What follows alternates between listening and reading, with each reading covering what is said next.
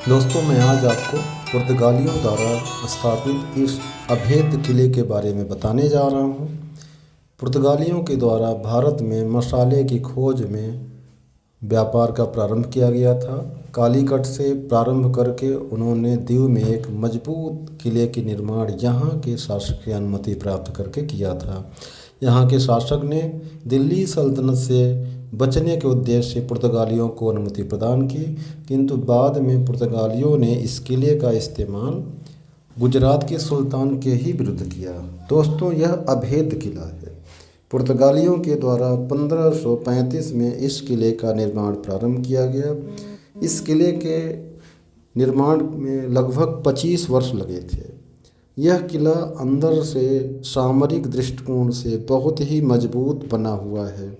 इस किले के अंदर अलग अलग प्रशासनिक भवन, सैनिकों को रहने के लिए आवास और एक अलग साइड में जेल खाना भी बना हुआ है। जैसा आप देख रहे हैं कि ये ऊपर ढलान में बना हुआ है। इसका उद्देश्य ये था, यदि कोई आक्रमणकारी नीचे से आता भी है, ऊपर से पत्थर उसके ऊपर फेंके जा सकते थे या घुमा करके फेंका जा सकता था। जैसा अभी आप आगे निकल रहे हैं, इसकी जो सड़कें हैं बड़े ही सुनियोजित ढंग से किले के अंदर बनाई गई हैं कि जिससे आवश्यकता पड़े तो जो किले का बाहरी दीवार है वहाँ तक सैनिकों को बहुत ही आसान ढंग से पहुँचाया जाए।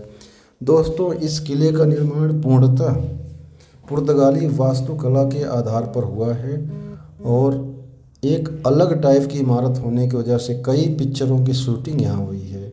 आपने यदि क्रांति पिक्चर देखा होगा तो दोस्तों, क्रांति में भी अधिकतम सीन इसी किले का है। दोस्तों, इस किले के चारों ओर क्या, 3 ओर खाई बनाई गई है। उस समय उस खाई में मगरमच्छ भी छोड़े जाते थे जिससे कि दुश्मन खाई को पार न कर पाए, और चारों ओर से जल से आवेष्टित था। आप ये देख सकते हैं, ये मालखाना है। यहाँ पर तोपें और अन्य विस्फोटक सामान रखे जाते थे। तोपें आज भी वैसी की वैसी आप देख सकते हैं। ये पूर्णतः मालखाना था। यहाँ पर अगल बगल गोले भी पड़े पाए गए जो पूर्णतः निष्क्रिय हैं। इस आधार पे देखा जा सकता है। दोस्तों, इन तोपों के बल पर पुर्तगालियों ने भारत में लंबे समय तक राज्य किया। यद्यपि कि उनका क्षेत्र छोटा था, अंग्रेज उनके मुकाबले काफ़ी सफल रहे, किंतु दमन, दीव, गोवा जैसे कुछ क्षेत्रों में उन्होंने 1500 ईस्वी में शासन प्रारंभ किया। यहाँ पर उनका पूर्णतः अधिकार था। 1535 में इस किले का निर्माण करने के साथ साथ 1537 से यहाँ पर उन्होंने अपने वर्चस्व प्रारंभ कर दिए। भारत यद्यपि कि 1947 में आज़ाद हुआ, किंतु यह सत्य है कि यहाँ पर पुर्तगालियों का अधिकार 1961 तक रहा। दोस्तों, यह किला अभेद्य है। यहाँ पर कोई भी आक्रामक या आक्रांता जीत नहीं सका। अंत में भारत सरकार के द्वारा सैन्य कार्रवाई 1961 में की गई। इसके बाद ही दमन, दीव और अन्य पुर्तगाली क्षेत्रों का भारत में विलय किया गया।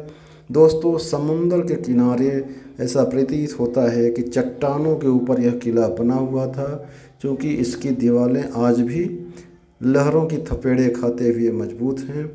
और इन दीवारों को इस ढंग से बनाया गया था कि यदि समुद्री क्षेत्र से कोई आक्रांता आ रहा तो इन तोपों के माध्यम से, जैसा कि दीवारों में कई जगह तोपें लगी हुई पाई गई।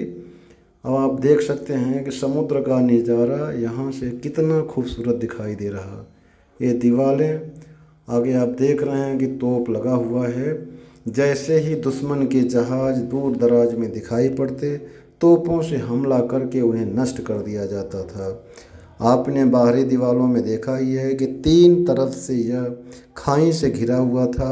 उस खाई में बड़े बड़े मगरमच्छ पाले जाते थे, तो उधर से भी कोई आक्रमणकारी अंदर प्रवेश नहीं कर पाता था। इनके सैन्य सामग्री काफ़ी ऊंचाई पे होते थे। यदि कोई हाथियों से या अन्य से हमला भी करता तो ऊपर से तोप और पत्थरों से भी आक्रमण इनके द्वारा किया जाता था।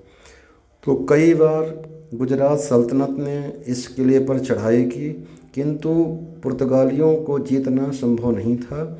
यह किला इसीलिए अभेद्य माना जाता है। दोस्तों, किले के अंदर आपको पुर्तगाली वास्तुकला का